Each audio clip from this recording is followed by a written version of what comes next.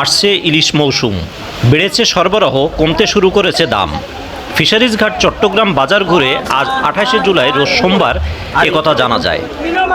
31,500, 32,000, 32,000, 35,000, 35,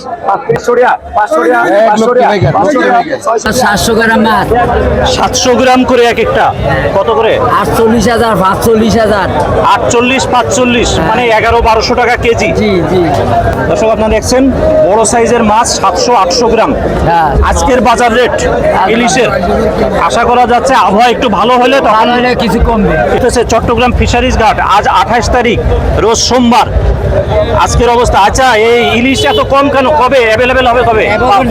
available হয়েছে না এখনো, ওয়াটার খারাপ, আবহাওয়া খারাপের কারণে আবার খারাপের কারণে আরো কি আসবে? সরবরাহ বাড়বে মনে হয়। বাড়বে।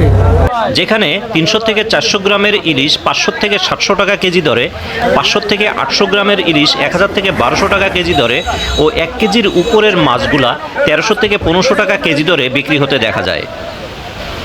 তবে বৈরী আবহাওয়া কাটিয়ে উঠতে পারলে সরবরাহ বেড়ে দাম অনেকটাই হাতের নাগালে আসবে, এমনটাই ধারণা সকলের।